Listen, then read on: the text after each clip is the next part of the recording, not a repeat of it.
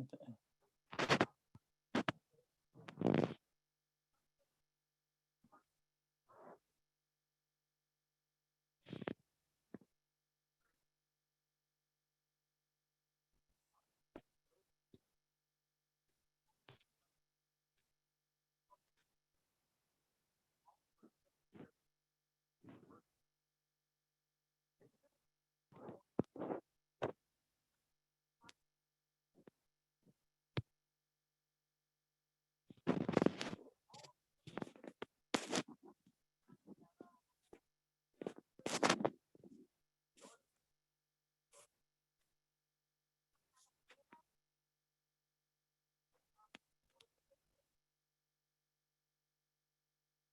What does it do when you share?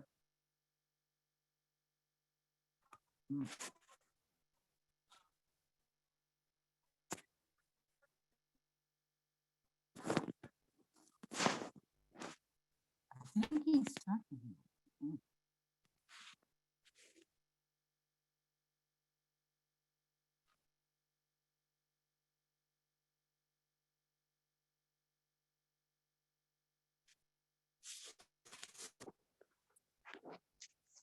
He's super talking.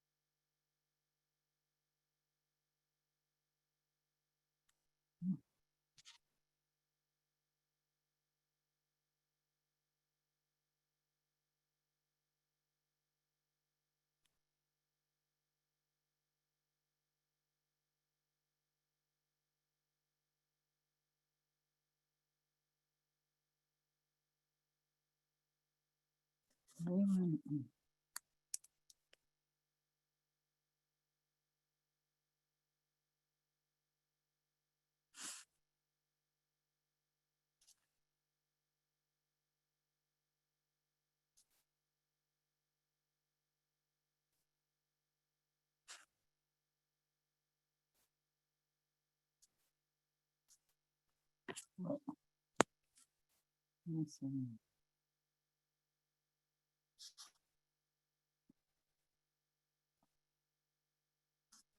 I'm gonna try a different one.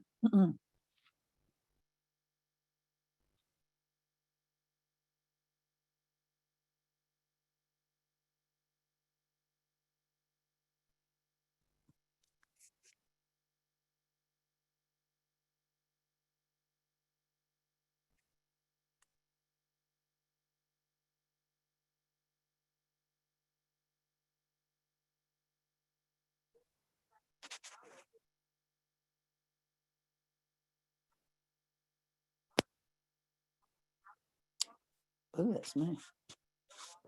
I'm gonna take that back. I'm gonna take that back and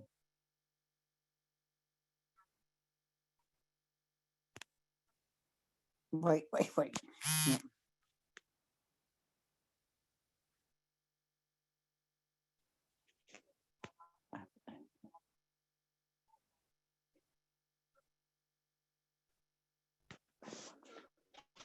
I'm gonna take.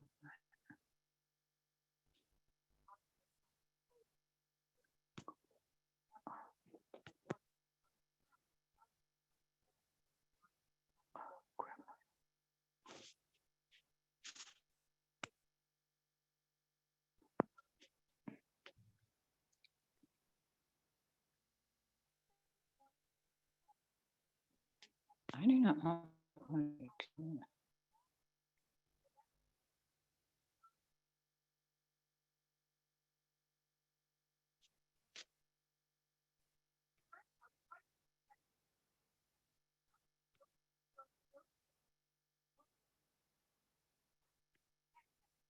don't think it's a.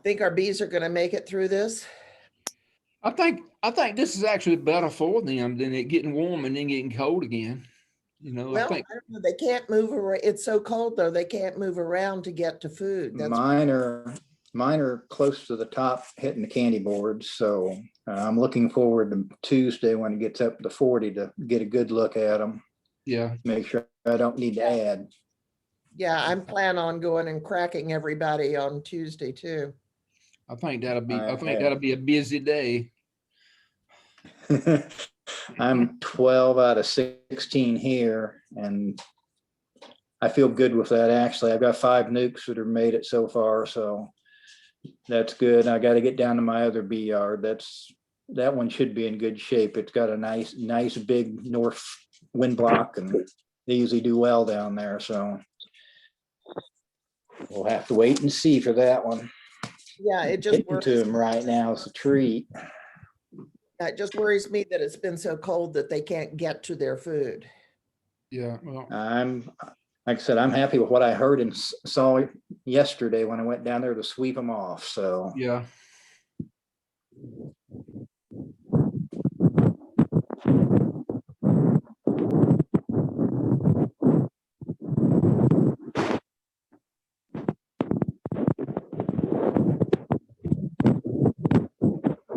Hey, John Scott Foster.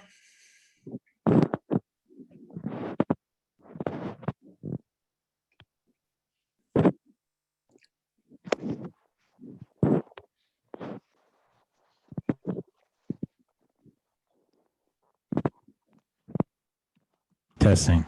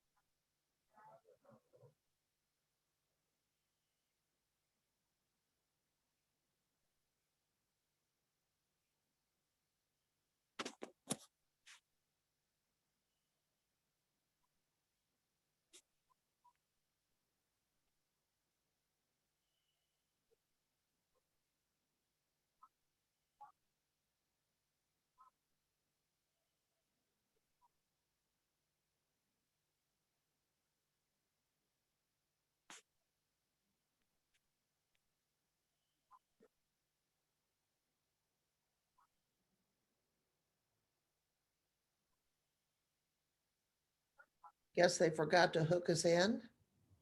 I'm wondering if we're in a different meeting.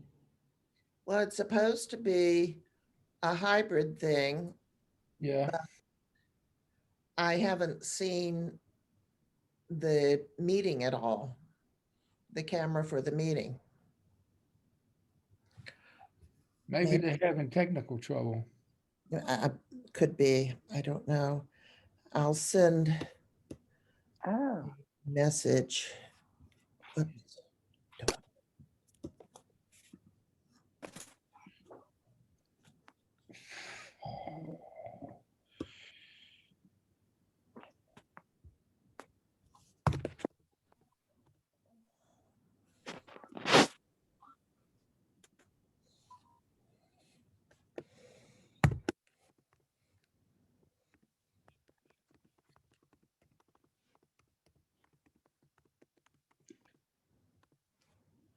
I see.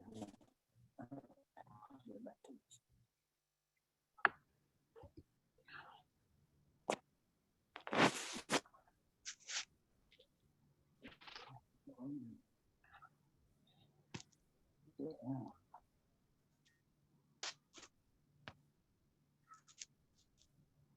I know.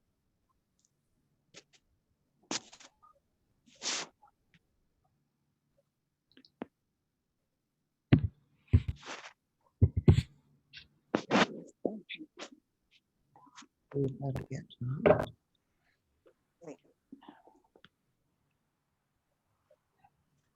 Did you send something, Jeanette? I sent him a message. I said, I'll see if that'll get to him. Okay. I sent him a message and Jim said they were having technical difficulties. Oh, okay. Thank you.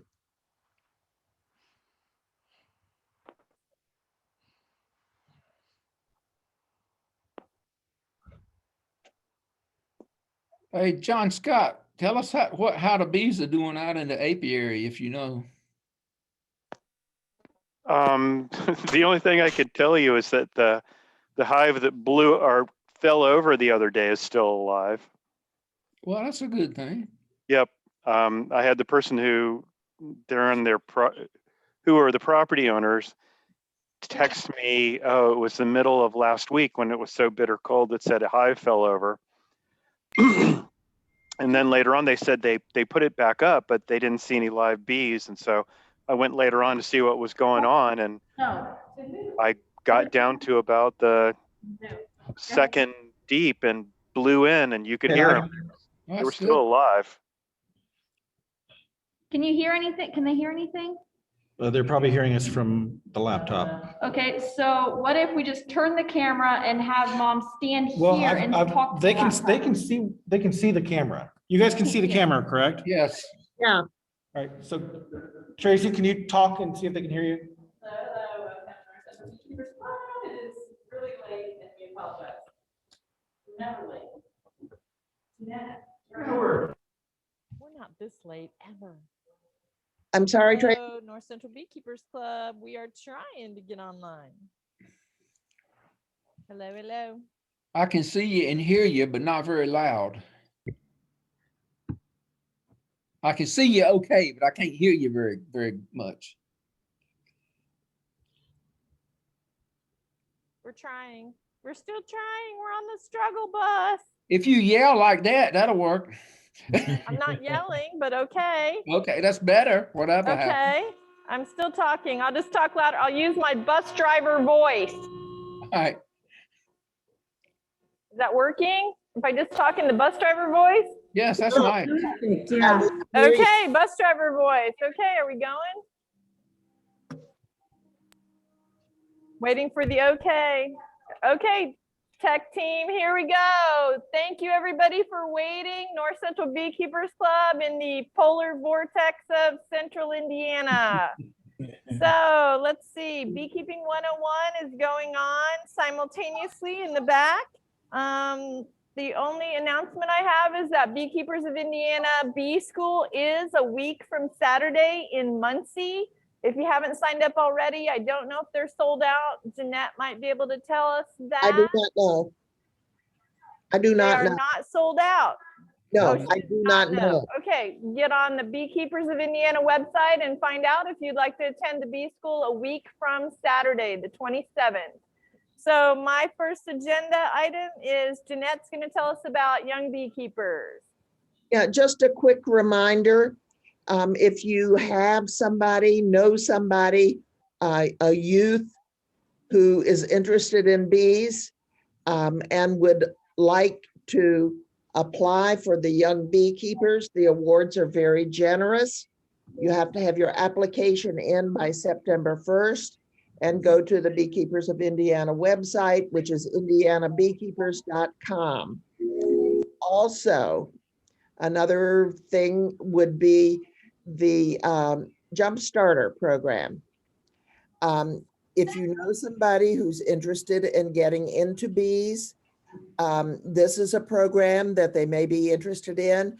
Our club can nominate one person for this. They'll get a complete setup outfit, including the hive box, etc., as well as personal protection gear, bees, and a mentor. So that's my advertisement for tonight. All right, thank you. Did we have a Jump Starter announcement?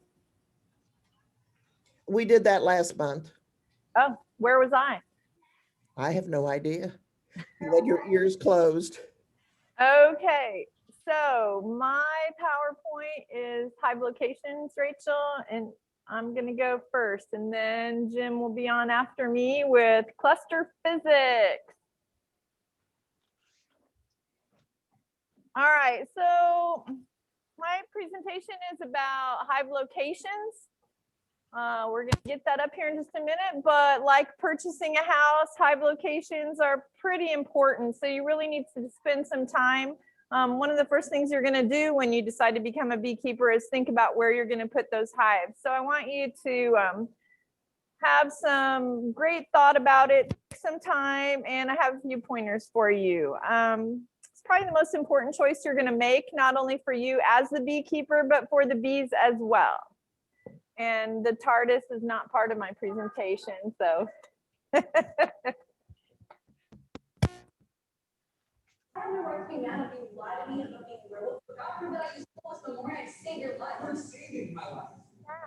You were buying your way back into beers that didn't look something. You were going to take aside from. Somebody needs to mute their mic.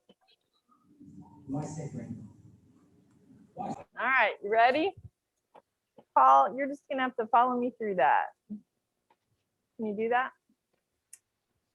All right, since our Midwest climate varies a lot and we have microclimes, where you put your hives is going to be very specific to the weather, of course, and the terrain of your exact area. I want to encourage you to spend a significant amount of time watching for your options throughout the day and throughout the months, because moving a hive during foraging season is not only a huge amount of work, but it's very upsetting to the hive. So you need to choose wisely. Helpful tips before you set up your hives. Go to my second slide, please. But that's okay. I don't. My second slide was an interjection, especially for new people, is our state apiarist is Kathleen Pro. I'm going to put her contact information up here. Kathleen is a great asset to our beekeeping community. I've given you her cell phone number and her email address. She is not the bee police. She is an asset for beekeepers in the state of Indiana that's paid for by our tax dollars. So something you need to take advantage of. And when you're looking for the site for your beehives, she would be a great person to help advise you on that. So before I get any further in, I just want to make sure you had contact information for Kathleen. Again, she is friendly and fun and easy to work with. She would be happy to make an appointment and come out and look at your potential sites and give you some advice on where you might want to situate your hive. So before we got any further, I want to make sure everybody had access to Kathleen's contact. Tiffany, yes, we can share the PowerPoint with you later. Is that what I'm saying? Okay. All right. So first consideration, sun, shade, or both. Kathleen it's okay. Are we getting there? Okay. So sun, shade, or both. All right. Here in central Indiana, Kathleen is going to advise you, and what we've learned is more sun is better. All right. Of course, bees live in trees, in the woods. That's what everyone's going to say. However, shady locations are more advantageous to the beekeeper than to the bees. I would challenge any shade apiary against a sun apiary as far as honey production. And that's really why we're getting into beekeeping for the most part, is to make some honey. So I especially would encourage you to do more full sun during the day, especially early morning sun. If your chosen location ends up getting some afternoon shade, that's okay, but we'd like the sun to hit them first thing in the morning and stay on them for most of the day. Full sun also helps deter the small hive beetle, which can become quite the pest. So my encouragement to you would be mostly sun if you can get it, but definitely early in the day sun especially. All right, then not only sun or shade or both, but which way are you going to face the entrances to your hives? We always recommend anywhere in that quadrant between south and east, anywhere in that quadrant. Anywhere in that quadrant from south to east. I have mine are all just a little bit different, but I will tell you the one that faces straight south, I've noticed has continued to be robust for years. It's requeened itself. It's never been a problem. Every barely warm day, they are coming and going. And it makes me want to even adjust some of my more easterly facing hives more to the south. That's just me and where I'm located. You can fine tune, let's see, I'm sorry. You also need to think about that bee entrance, the direction it faces versus the traffic that goes on in your property. Are we talking about your backyard? Are we talking about near your driveway or a sidewalk? There's a reason the word beeline became a thing, right? Those bees come out of that hive and are on it.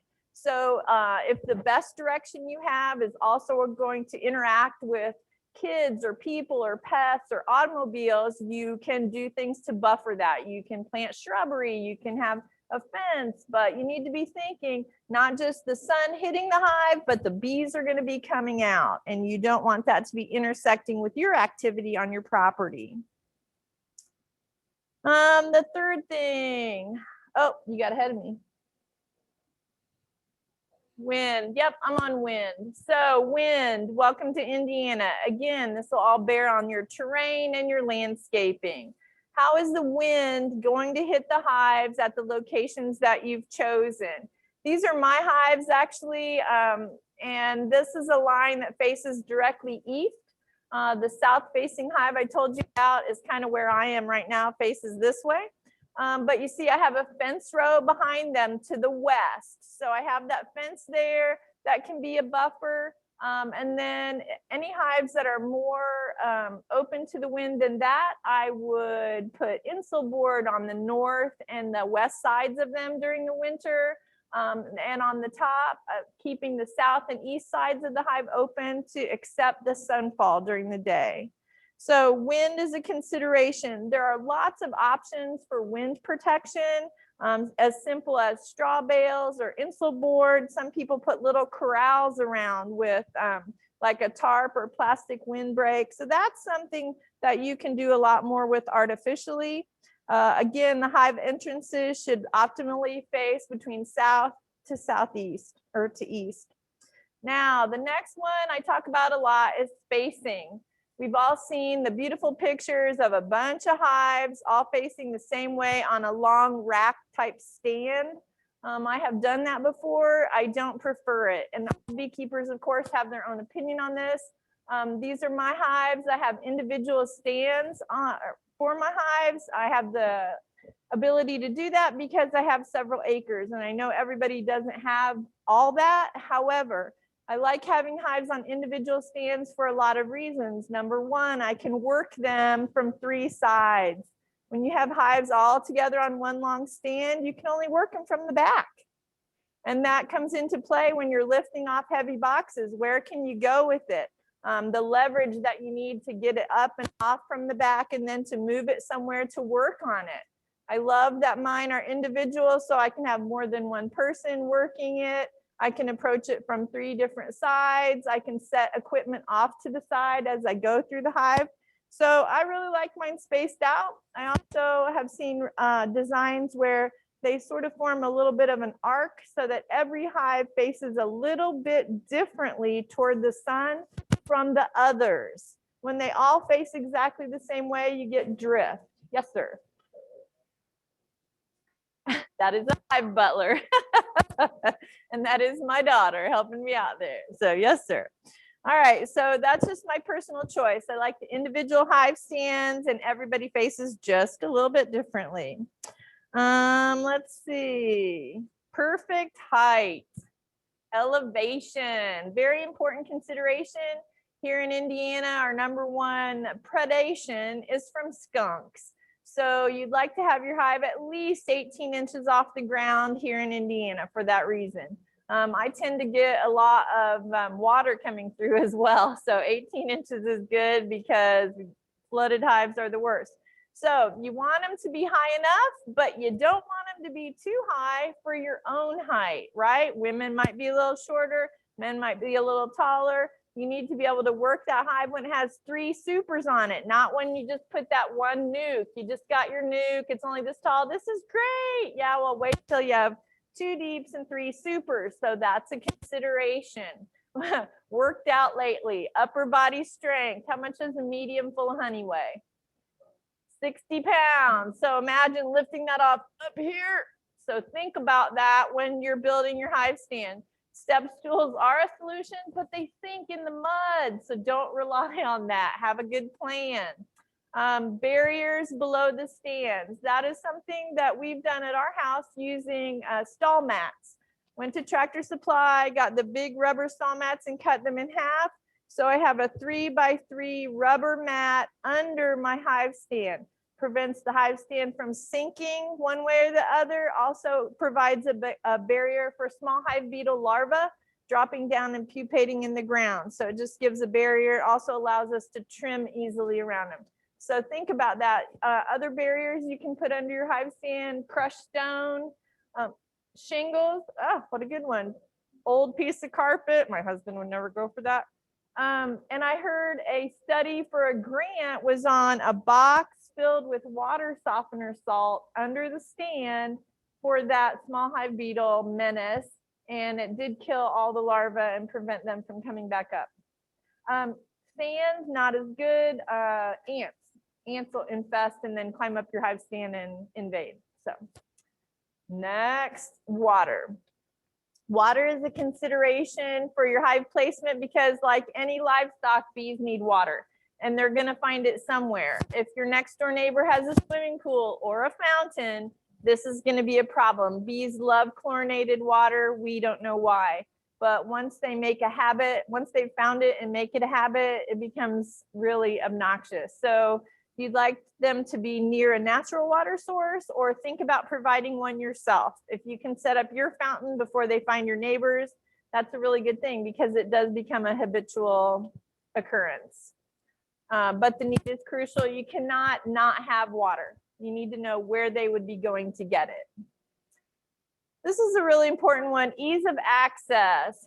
One, your friend says, oh, you can bring hives out and put them on my property. And you think, oh, this is great. It's great. They won't be in my yard. We won't have to worry about them. So start counting how much your time will take you to get to that location and get back.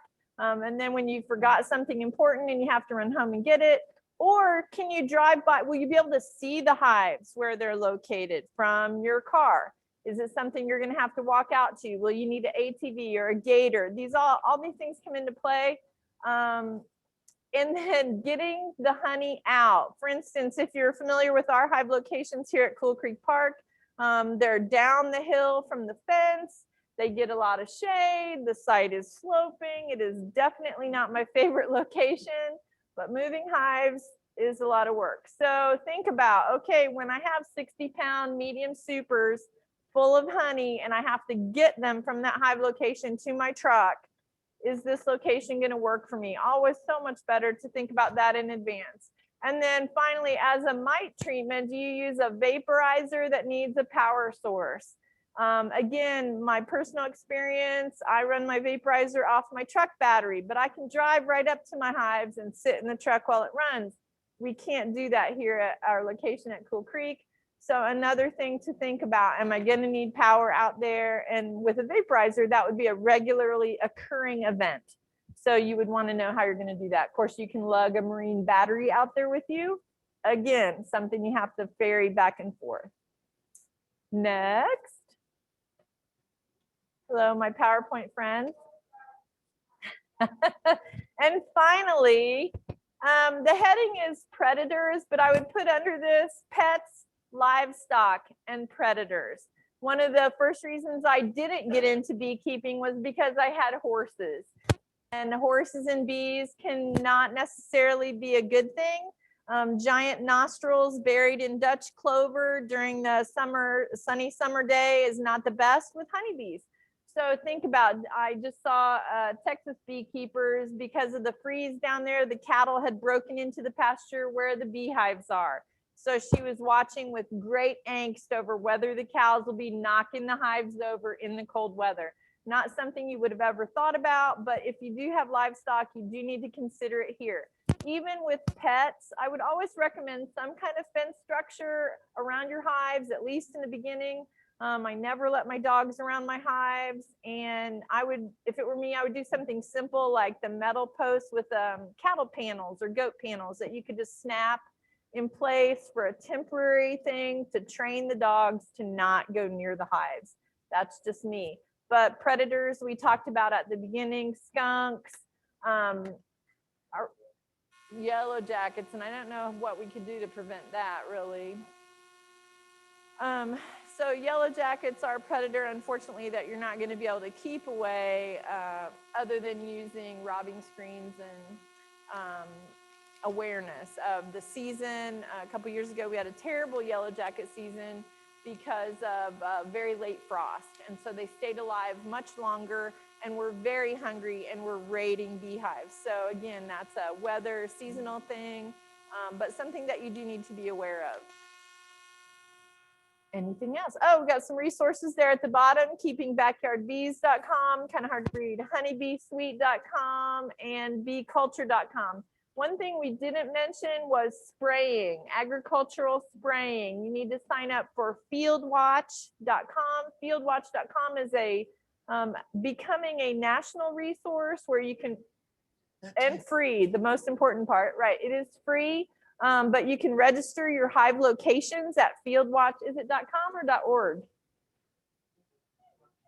You can register your hive locations at Fieldwatch, and that is a resource.com for sprayers. Any licensed sprayers are supposed to go there and look at the area where they're getting ready to spray and see, are there any registered crops or beehives in that general area. So it's just a way to, it is not a registry for them to come look at you, but a registry to help protect from agricultural sprays. So something else you should take advantage of.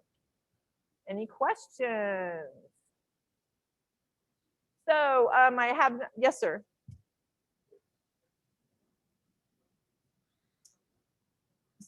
I have read carpet tack strips across the front facing up.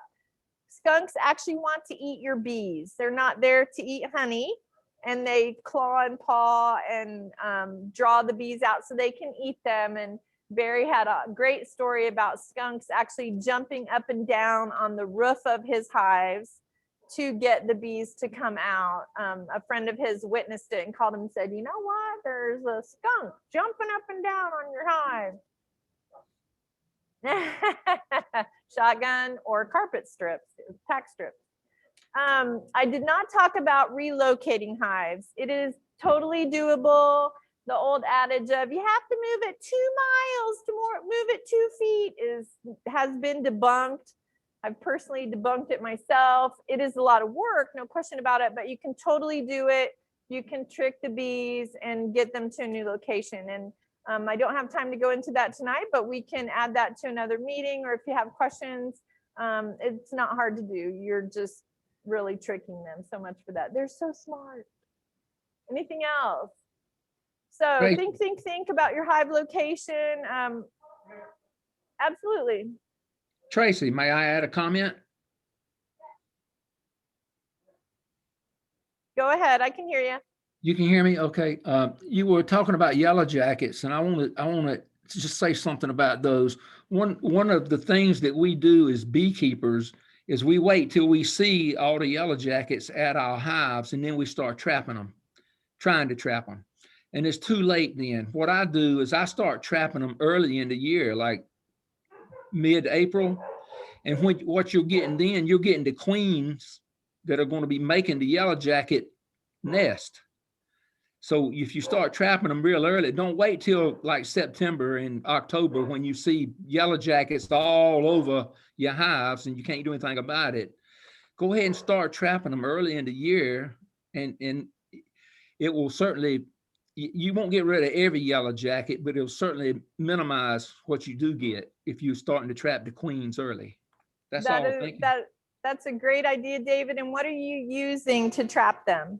I just use a commercial trap like you get at Home Depot or something. I actually made a new traps last year that were very effective, and it was like, less than $5. Awesome. Is that something you could put a link to on our Facebook group page thing? Yeah, I can take a picture of one that I made. If it's probably I probably have it put up somewhere right now because it's like, I have to dig it out and take a picture of it or something to show it, but I'll certainly get it out That would you know, be great. That would so- be great. And thank you for that tip because I haven't heard that before. And that's something we can get all started on earlier in the season. That'd be great. Yep. Thank you, sir. All right. You're Tracy, welcome. Can I say Anything something? else? The way that works, the reason that works well is that the queens are the only thing that survive the winter. In the spring, the queens go out and actually forage and then go back to the nest, lay their eggs, but they keep foraging until those first eggs hatch or emerge. And then those workers take over. But if you start early, you get the queens that are out foraging. Awesome. Good to know. Thank you, guys. Anything else? Oh, and Jeanette also owns the really awesome hive moving handle thing that you do need if you're going to move hives, but that's a talk for another time. So I'll definitely put that together. If All right. anybody wants to borrow it, feel free. It Just is totally worth the money. Jim Burnt, oh no, Jeanette is going to talk about feeding options. Jeanette, are you ready? I am ready. Can you give me a share screen, Paul? I personally cannot do that, but I'm sure the magic can happen. Well, we hope. Can you see that?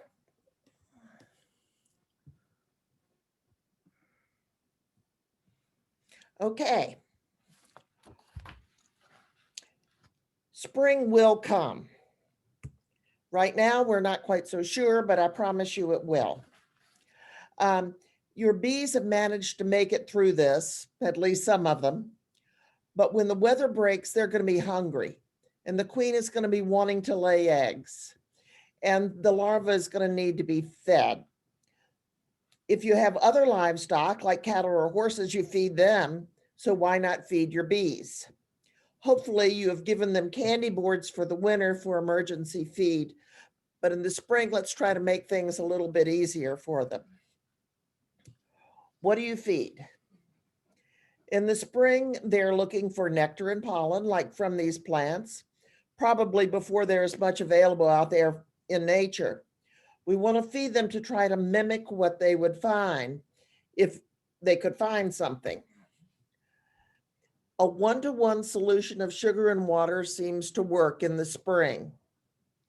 Adding some honeybee healthy may make the solution more palatable, to the bees. The sugar in a 1-to-1 solution, as you're making it, dissolves pretty easily in warm water. And the reason we do it 1-to-1 is the sugar ratio stimulates them to start storing and gives food for the new larva. Autumn feeding, that I'm just briefly going to mention here, the solution needs to be 2 parts sugar to 1 part water, making a thick syrup. Hotter water and more stirring is needed on this. Takes a little bit to get that 2-to-1 ratio all dissolved and everything. But this will fatten up those winter bees and also requires less evaporation for them to store. You can also feed pollen. It's a bit more controversial. If you put patties inside the hive, they attract small hive beetles. And if the bees don't need it, the pollen is sometimes looked upon as trash and is simply removed from the hive by the bees. Free feeding pollen is probably the most beneficial around here. And I'll talk a little bit more about that later. There are several types of feeders though for sugar water. Each has its strengths and weaknesses, but it's completely up to you, the beekeeper, to decide which fits your operation. Here are some that I have used. This is called a Boardman feeder. It's the one that oftentimes comes in beginners kits. It's made of 3 parts, a 1-quart mason or ball jar, a perforated lid, and a holder. The holder fits the jar cap and has an opening for the bees to access the sugar water as they insert their proboscis which is their bee tongue, into the holes in the cap. The sugar water, and I've dyed it greens. This is just plain water, and I've dyed it green so you can actually see what I'm talking about. When you turn it upside down, a vacuum is created and it keeps the liquid from pouring out. Now, I will tell you that this turning upside down operation can be messy because first thing, as you turn it upside down, there's no vacuum, and so it's going to shoot out. I always do it out at my hives so that any sugar water may go onto the top of the hive, and the bees will come by and clean it up. But we'll see this vacuum principle in other feeders too. But it works nicely. You can see here that there's one small drip. But after it gets stabilized and isn't moving, the vacuum does keep it up. Then the Boardman feeder is inserted into the entrance. Pros for this: simple and easy to use. You just put equal parts sugar and hot water, either by weight or volume. This isn't rocket science. In the jar, and stir until the sugar is completely dissolved using hot water. Let cool, invert your bottle and put it on the feeder. Insert the holder into the front of the hive and you're done.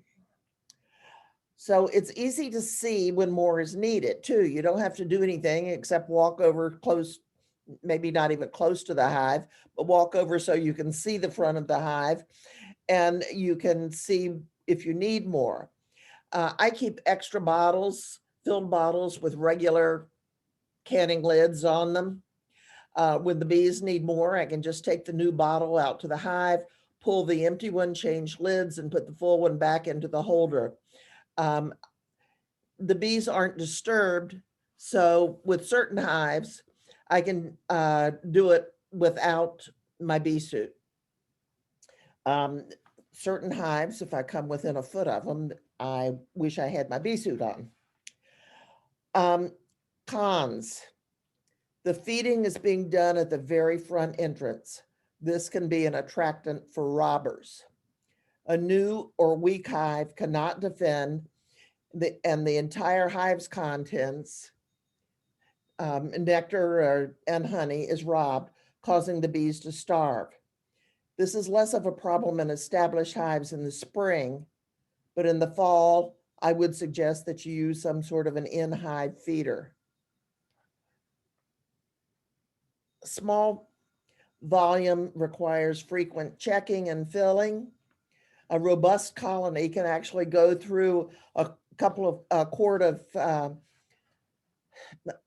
over a quart of feed in a day. And another problem is that on cold days, it's difficult for the bees to get so close to the opening without getting chilled.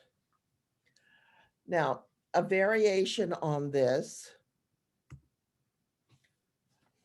is a 2 or 4 jar holder that's put on top of the inner cover with a deep hive body box around it and the outer cover on top of that. This allows access without disturbing the hive, and by lifting only the outer cover, you can check the levels and refill. And again, you could just take a full jar out there, pull one of these, change the lid, and there you go. And it's inside the hive, so you're not tempting robbers. Okay, next kind is a division board feeder. As you can see, this one has been well used. This consists of a reservoir, which is 1 to 2 gallons, a lid, and probably the most important part here is this ladder. The bees can actually walk down the ladder to the level of the liquid in the reservoir and then turn around and go back up again so that you don't really drown bees. And this reservoir is let's see, I'm sorry. You can see how it goes down into the top of this feeder, the ladder, I'm sorry. Pros for this: it's not accessible for robbers. It has a larger volume than mason jars. Cons: you have to open the hive to check and refill. I always put these feeders in the outside frame positions so that when I go out to it, I can lift the outer cover and inner cover and just slide it back so that I can check it and refill it if necessary. So put it on the outside frame position so that you don't have to disturb things very much. You can't tell the liquid level without opening the hive. And what I do is I use a stick and stick down into the ladder to see how much is left in the feeder. I still need to wear my bee suit because this does disturb the bees. You may think, oh, I'll just slide it right off the top, but sometimes they take exception to that. The third one is a pail feeder. This can be like a 1 or 2 gallon bucket, like a paint bucket, and then you perforate the lid with very tiny holes. And the holes are so small you might not be able to see them. I have a picture here when it was up to the window. See those little white holes there. The apparatus, you put the lid on, turn it upside down, and again, the vacuum keeps it from leaking out. And I use little twigs to give some bee space under it. It's covered by a deep hive body box and the outer cover. Pros on this: it's not accessible to robbers, has good volume so you don't have to feed as often. You do not have to disturb the hive to check and refill, and it's cheap. Cons: you need extra equipment, a deep hive body box or 2 shallow supers or whatever. And it's hard to check liquids without moving and inverting the bucket. Sometimes you can see the sugar water in there depending on your bucket. There are a myriad of other feeders available. I've touched on the most common and the ones that work for me. The ones that are open and have floats for the bees to stand on seem to drown a lot of bees. And when I find a drowned bee, it hurts me. Now, if you have a large operation, open feeding might be the way for you to go. You can use a 5-gallon bucket with a tight fitting lid, drill very small holes at the top of the bucket, not the lid, the top of the bucket, and invert. The liquid will fill the little space where the bucket and lid join. Put it a distance away from your hives to discourage robbing behavior. I mean, like, you know, at least 100 feet. Be aware that you'll be feeding the whole neighborhood. You'll be feeding your bees, the neighbor's bees, yellow jackets, ants, etc. Therefore, you'll need more sugar than you would just to feed your bees. And also, some of your sugar-loving guests also like to eat honeybees, like yellow jackets. Now, as I mentioned before, the feeding of loose pollen substitute is a popular way to offer pollen to the bees. If they need it, they'll partake. If they don't need it, you'll not see them at the feeder. These are super high-tech feeders, courtesy of Tracy. Take a container, put it on its side, and put some loose pollen into it. It would be best to have an area where rain won't get in, but if you tilt it slightly, the rain will run off and won't get into your pollen. If you set it down like these are, I'd put a rock or something in it to hold it so the wind won't blow it away. Or you can you could hang it maybe. But this seems to be a good way because if the bees want it, they'll come and get it. Unlike the pollen patties that you put in the hive. And if they don't want it, they look at it and say, that is garbage. And so I'm going to get rid of it. Okay, I hope you've enjoyed this presentation. Get your catalogs or wood cutting equipment out and feed those survivors. They deserve it. Okay, let me stop the share here. Okay, did you get that?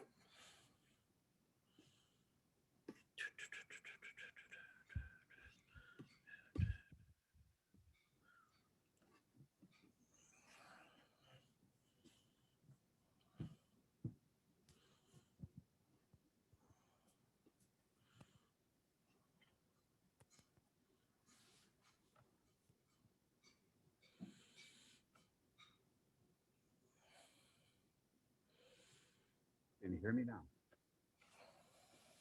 Yes. Okay. All right. Thanks, Jeanette. We're back live from the Cool Creek Nature Center here with our live audience.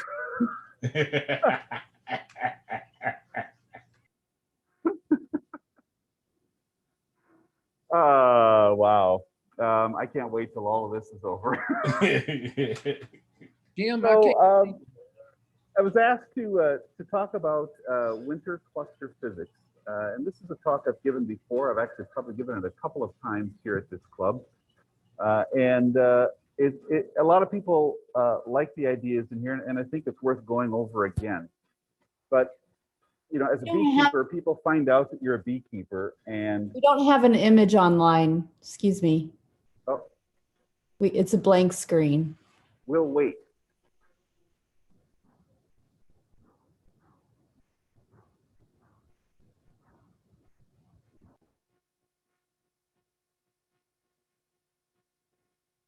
All right, that looks like it. It's still black for me. Oh, here we go. Okay, thanks. Can you see us now? Yes. Yes, thank Yes, yes. All right. Paul, am I controlling the slides or are you? Okay. Well, you're going to be pushing a lot then. Go ahead. So in the winter, what's happening in our hive? Oh, I'm sorry, back up. As a beekeeper, people find out you're a beekeeper and you're in the elevator and they're trying to think of something to say to you. One of the things they're going to say is, well, how are the bees doing this time of year? And my answer is, or it's, are the bees still alive, or are the bees hibernating? And understanding what goes on inside the hive. How do honeybees live through the winter? They're an insect. They're cold-blooded. How can they possibly survive near zero temperatures? We're going to talk a little bit about what's actually going on in the hive in the winter, and how that impacts the honeybees, and how the honeybees have adapted to be able to survive. So first of all, let's talk about what's actually going on. There's actually a couple of things that are going on in the hive this time of year. The first of all is that this is the time of year for honeybees when brood rearing stops, and it doesn't stop necessarily because of the cold. Brood rearing stops because there isn't any pollen coming into the hive, and pollen is essential for brood rearing. They need the protein source from the pollen to be able to raise the brood. So the colony also during this time of year has a need to conserve its energy so that it can physically survive the cold. Yeah, that's all there was. Okay. So how do our honeybees survive as compared to some other species? We were talking just a little bit ago about yellow jackets. Yellow jackets survive by using just, oops, no, go back. No, yellow jackets survive by having just the individually mated queen essentially digging into the leaf litter and hibernating over the winter. She's the only one in the hive that survives. Bumblebees very similarly. There are some other native bee species that will actually leave dormant pupa that survive on their own through the winter. Asian honeybees will actually migrate. When it gets cold, they just pick up stakes and they move south, because oftentimes Asian honeybees are open nesting on open combs. So it's not like they're leaving a prime location that they've had to look hard to find. They can just pick up and go build a comb somewhere where it's a little bit warmer. The European honeybee, though, has adapted so that it is able to survive temperate climates by using a protected nest area and building up a colony body mass large enough to generate enough heat to be able to survive, along with storing food for the winter when nectar isn't available in the form of honey. Yes, Tracy.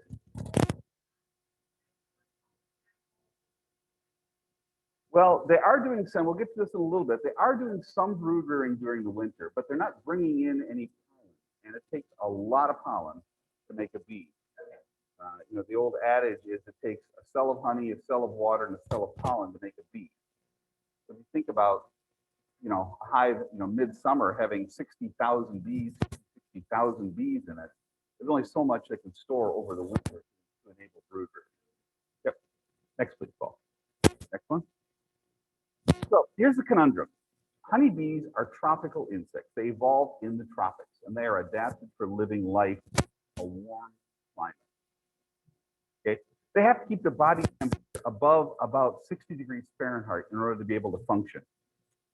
And they need to keep their brood nest at around 94 to 95 degrees Fahrenheit to be able to successfully raise brood. So over the winter, the cluster has to remain warm enough to not only stay alive, but to defend itself against invaders like ill-mannered beekeepers who pop the lid in January and say, what's going on in there? Get a face full of bees because they think everybody's clustered up. They're not all clustered up. They also have to conserve every calorie they can so that they don't run out of food before nectar and pollen start coming in the spring. So what is the cluster? You hear people talk about the cluster. The bees are clustered up. Okay, there's some concepts in biology that kind of help make this make a little bit more sense. Small animals in general are less heat efficient than large animals. Okay, bees cluster essentially to take their small bodies and push them together really tight to make what amounts to a larger, more thermally efficient body that is the cluster. Okay. Now, bees can generate significant metabolic heat even though they're cold-blooded. Next, please. Resting bees actually use oxygen at the rate equivalent to a man doing hard manual labor. So their metabolism is extremely high. Go ahead. A flying bee actually uses 100 times the oxygen of a resting bee. So again, hugely demanding metabolism.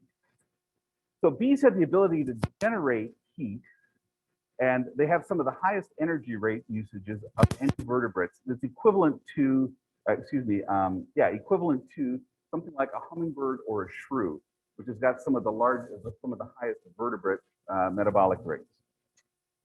So all of this has to do with how can honeybees keep their body temperature above 50 degrees Fahrenheit. All right.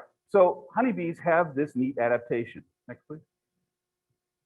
They have a behavior called shivering thermogenesis.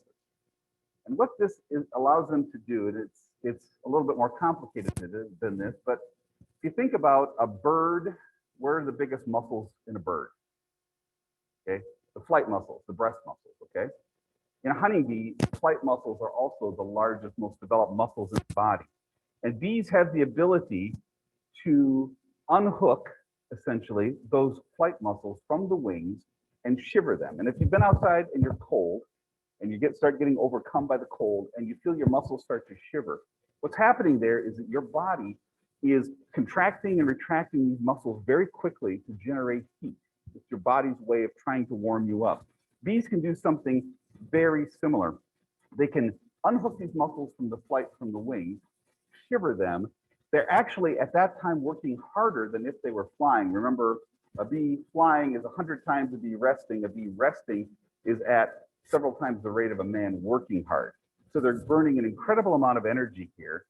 And that warms up essentially the thorax of the bee, the center part of the bee, which is what we're looking at right here. Okay. And bees have adaptations in them. This is the most fascinating part. So if you don't get this, get this to get anything else. Bees have an adaptation that allows them to essentially conserve heat in the center part of their body. Okay, so let's talk about this. This is my favorite part of the whole thing. Go ahead, Paul. So bees actually have a countercurrent heat exchange in their body. I'm not sure where this will go. Okay. Here's a cross section of a bee. It's very diagrammatic. A couple of things you have to understand about bees if you're not familiar with insect anatomy. Whereas mammals and a lot of other vertebrates have veins and arteries and capillaries that move blood through the oxygenation system in your lungs, out into your extremities, out into the capillaries that floods the cells. That all comes back with waste materials back, and it goes through filters and excreted, and it's all very precise. Okay, bees are not like that. It's a big bathtub inside. Okay, the blood just sloshes around from one end to the other. Okay, but it works, and the way it works is this. Okay, here's the heart of the honeybee right here, this little wide spot, and they have this large vessel that runs from the tip of their abdomen all the way up through the bee, all the way up to the head. It's called the aorta, just like the aorta in the human body. Okay. So as a bee pumps its little heart here, it's pulling blood from the tail end of the abdomen and pushing it forward and dumping it in the head. Okay, you've got to make a weird sound. Okay, now what's happening too, though, is remember thermogenesis is happening in this part of the body. Okay, this is where the heat's being generated. Now the blood comes out of the aorta and it goes back through the body, okay, and it follows, forget about the honey crop here, that's just part of the diagram, but the blood flows back through and it has to go through this little narrow part. Yeah.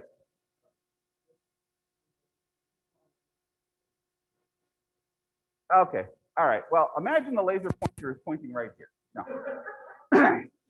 Have you ever looked at a bee or looked at a wasp and saw the little skinny waist between the thorax and the abdomen and said, what a stupid design? Okay, it looks like they just cobbed this thing together. Why couldn't you attach it with a decent waist like we have? This is why it's there, and this is the beauty of it. By forcing the blood, the warmed blood, okay, the blood has come from the heart through the petiole up into the thorax where it gets heated up.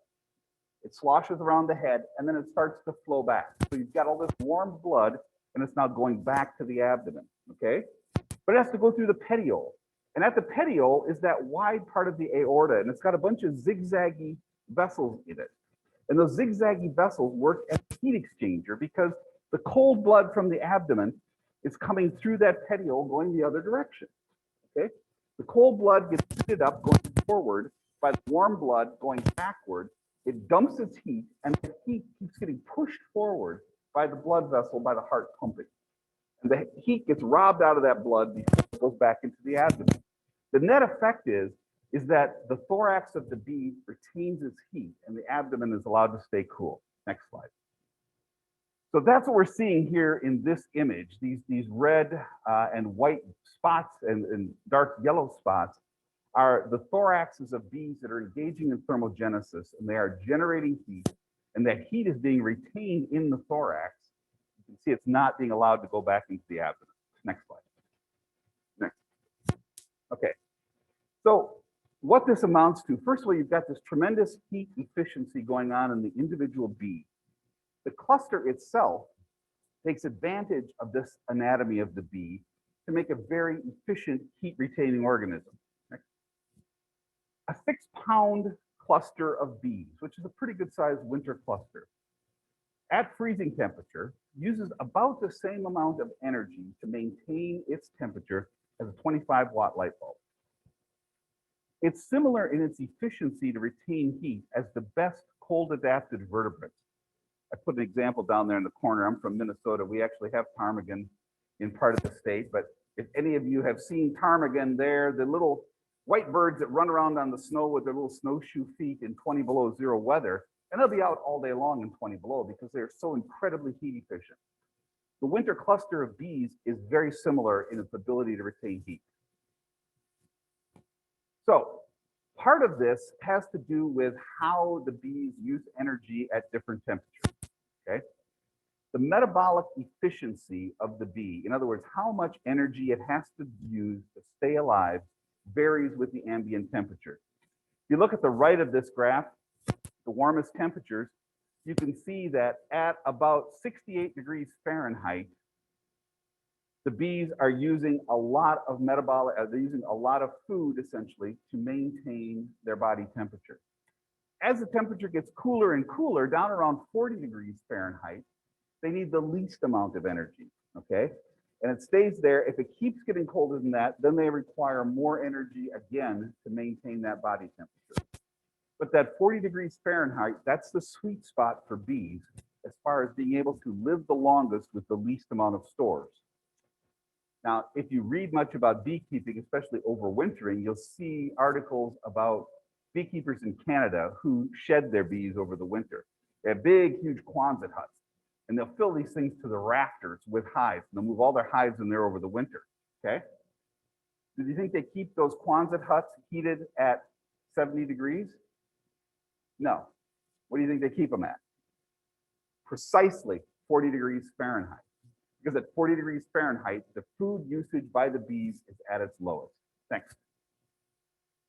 All right, so let's talk a little bit about the cluster, and we're gonna go through a bunch of slides here. Hopefully, it won't take too long. A bunch of slides here using this diagram on the right, and this is a very diagrammatic look at how the actual cluster works, and it is really kind of a marvel of physics. It operates on a couple of different levels. The outermost layer of the cluster is in green on this image. It's called the insulating shell. And the bees in this shell are anywhere between about 50 and 65 degrees Fahrenheit. Okay.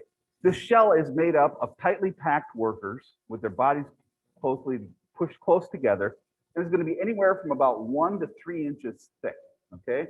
So it's going to be anywhere from about 2 to 5 or 8 bees thick end to end, depending on how they're packed in there. All of the bees in this cluster are going to be facing inward. So if you look at a cluster, if you could imagine seeing a cluster, all you're going to be seeing is the biggest bee moon in the world, okay? Because every butt is facing you, okay? They're all head down and in there, okay? Not only are they all head first, but the thoracic hairs on the bees are all interlocked. Did you ever look at a bee and say, why were they made hairy? I mean, what does it matter to an insect whether it has hair or not? Okay? This is one of the reasons for the hair. Those hairs interlock from bee to bee and create an additional thermal barrier. The thoracic temperature, remember that the part where the heat is being generated, is maintained in these bees at about 50 degrees Fahrenheit. That means their butt is cooler than that. They're pumping that heat forward. All they have to do is keep that thorax at 50 degrees to stay warm enough, because that countercurrent heat exchanger is managing to keep pushing the heat toward the head. It's robbing the heat from the back, it's pushing it toward the head, just like a heat pump. So the hairs on the body, as I mentioned, they act as an insulating layer. The bodies actually act as a physical barrier. They're packed in tight enough that they slow down or stop air circulation. So if you've got a crack in your hive and the wind is kind of whistling through there, it stops the air, just like putting on a windbreaker does for you. Allows you to maintain your heat inside, not get it robbed out due to convection. And you've got this heat pump going on in each of the individual bees. Next, please. So the heat produced by the shell alone actually is enough to keep the colony warm enough to survive. That 1 to 3 inch layer on the outside, undisturbed, can keep the colony alive. And one of the neat things about this is the bees actually use their packing density, their spacing in the shell to regulate the heat of the colony. Because you can imagine if it's 0 degrees and they're keeping everybody warm, and all of a sudden, like it does here in Indiana, it's 40 degrees the next day, okay, that's going to be too much heat and they're going to cook everybody. So they have the ability to expand and contract that shell to regulate the amount of heat that's generated and retained. And they'll keep doing that and maintain that core temperature. The yellow part here is the core. They'll keep that temperature at about 80 degrees Fahrenheit. This is a figure from a study that was done up in Canada.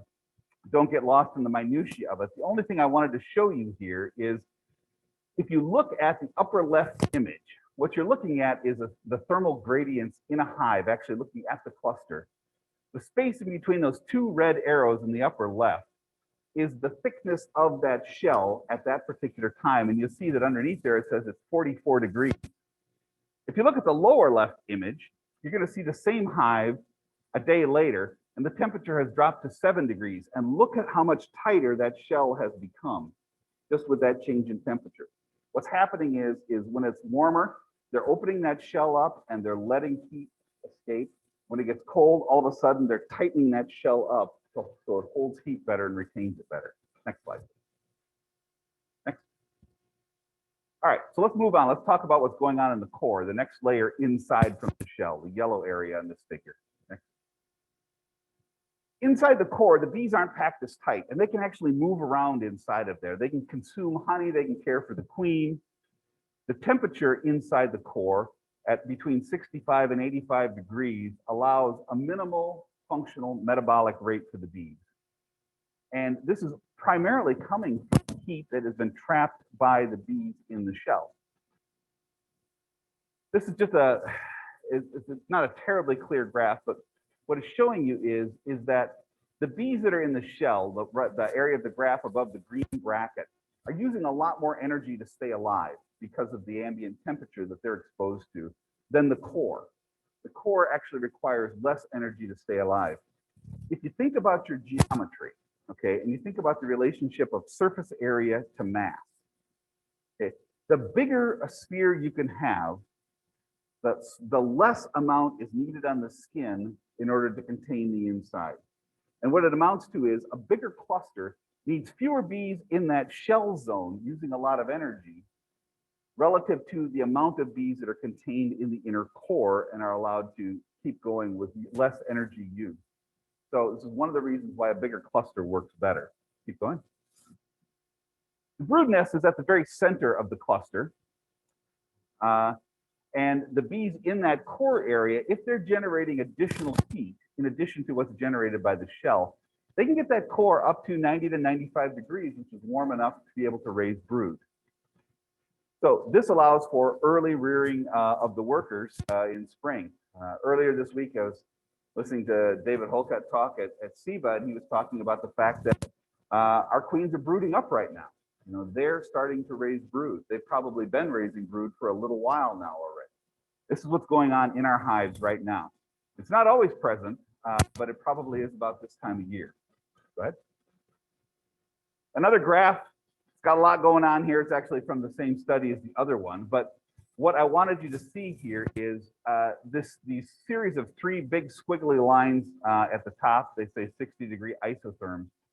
What they're showing you essentially is how much volume is encased by the cluster at any point in time during the year. The months of the year are along the bottom here. And you can see that as you move towards spring, that cluster is getting bigger and bigger.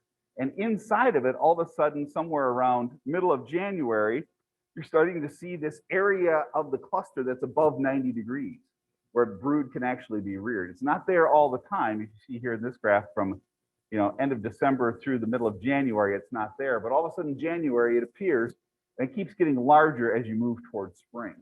That's the bees brooding up. All right.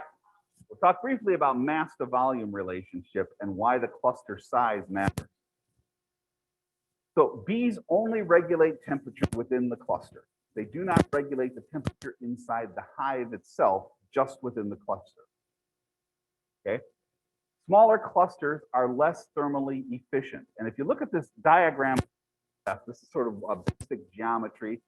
I put it up there because I think a lot of us know this principle. We don't really think in these terms. If you have a unit, if you have an object that is, say, 1 meter by 1 meter on each side, it has a surface area of 6 square meters and a volume of 1 cubic meter. Simple, right? If you go to the far, and the ratio, of surface area to volume is 6 to 1. If you go to the far right example, a cube that is 3 meters on each side has a surface area of 54 square meters and a volume of 27. It has a surface area to volume ratio of 2 to 1. Okay. This is sort of a geometric representation of a principle in wildlife biology called Vogler's rule that says within its range, a species, as you move north, in other words, as you move up into the colder regions, body mass increases and the length of legs actually decrease relative to the body. The idea here, though, is heat conservation. A bigger animal is more thermally efficient because for a given mass of animal, it has less surface area to heat. Okay, that's the principle that we're talking about here. So clusters of bees have been studied, and in Russia, they did this brutal study. They found that a cluster of about 16,000 can survive for 12 hours at minus 112. My thinking is, who would want to? But a cluster of 1,500 didn't even survive a single hour. Okay, so that's just a graphic example of a difference in thermal efficiency. Bigger cluster means more bees at resting metabolic rate. That's the core, the yellow zone. Bigger cluster, proportionally more bees in the core than are in the shell. Therefore, for its size, it uses less energy to stay warm. Right? This brings us back to the old adage that you will hear beekeepers talk about, saying, take your losses in the fall.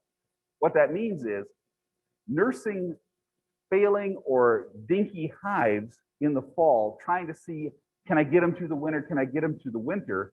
Is a losing proposition in many cases because you don't have the mass of bees. You're much better off taking two small hives, combining them together to make one big hive and therefore one bigger cluster, and getting the whole group through the winter because you've got a more thermally efficient group of bees. Next, please. Lastly here, we're going to talk about just kind of a bonus feature of the cluster, and it has to do with gas regulation. That insulating shell of bees, as you can imagine, tends to restrict airflow through the cluster. Bees still have to respire all winter long. They have to breathe. If you've ever tried to go to sleep with a pillow over your head and another one underneath, you realize pretty quick the air gets stale.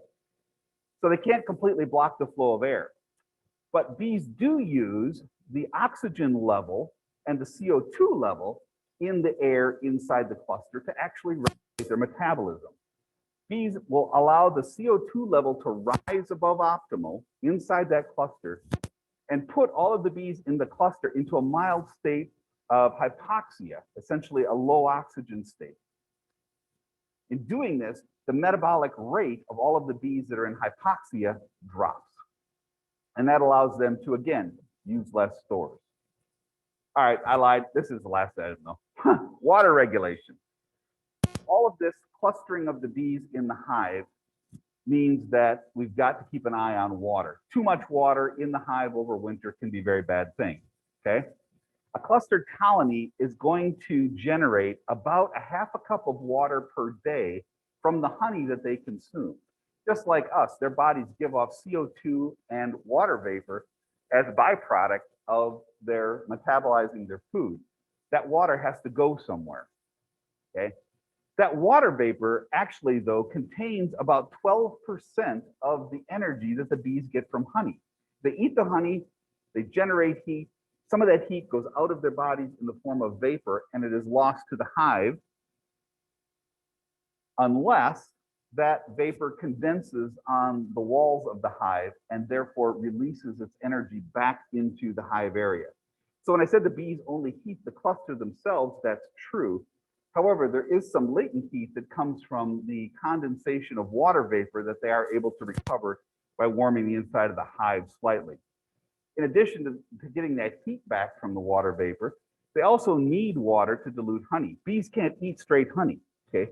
They add water to honey, dilute it back down to something closer to nectar so that they can consume it and metabolize it.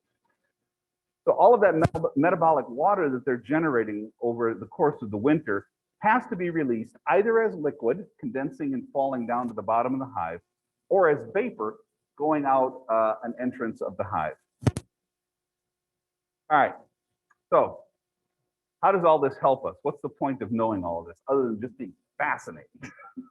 Fascinating stuff.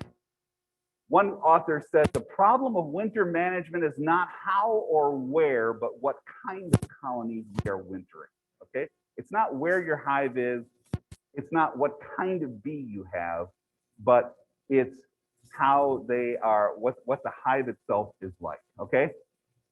We need large populations, as large as possible, to make the most thermally efficient animal we can inside that hive. We need high quality queens that are not going to fail midwinter. Because if your queen fails midwinter, your hive in the spring has got very low chances of making it. They need to have adequate food so that they can supply their metabolic needs through the whole winter. And they have to have adequate ventilation so that the water, the metabolic water, can get out either as liquid water draining out the bottom board or as water vapor escaping through an upper entrance. All right, last thing here, this is the last slide. Randy Oliver said of this publication, I can't recommend FAIR's excellent bulletin highly enough. It's required reading for every serious beekeeper. This was written in 1944. Don't let the date throw you. Bees haven't changed that much. It is excellent. I have read it, and I keep a copy of it in my bee literature. If you search on Google for USDA circular number 702, you will find it. Not terribly long. It's 14 or 16 pages, and it has great information on overwintering honeybees. All right, that's all I got.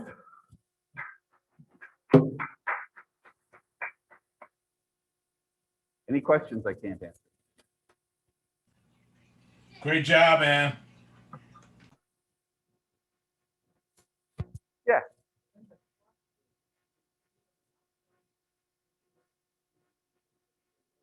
Yeah, you know, in my mind, I always imagined it was kind of like Dance of the Penguins, you know, where they were kind of like working from the outside in. And I actually looked for information on this. The only thing I could find, and David, if you know more about this, if you're still tuned in, you chime in, but the only thing I could find was one study that showed that bees in the outer shell seem to not be there for longer than about 12 hours. But I don't know that anybody has really figured out exactly, you know, where the replacement bees come from or how it's done. But there is absolutely minimal movement in that outer shell of bees when they're clustered up tight. That's what I've read and heard, 12 to 24. Okay, so you've heard the same thing, David? Yes. Okay. All right, more than you ever wanted to know about the winter cluster. Thanks, guys.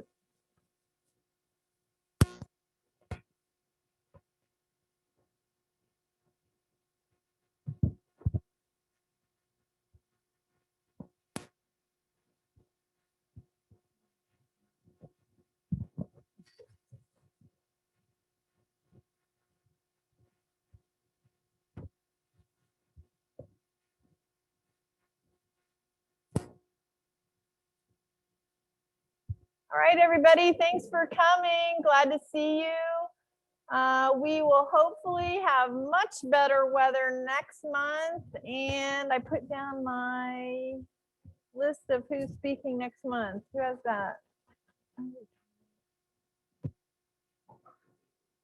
Oh yeah, watch our Facebook page. Excellent. Don't watch our Facebook page, join our Facebook group, which is different. And you know, if you're at the group, you have to answer 3 questions and then ask to join, and we have to approve you. And that's only just to keep out bots. So please join our Facebook group where you can interact with one another, which is a great help. And for those of you who are joining us from outside the central Indiana area, we're glad to have you and hope you learned something tonight. Thanks again.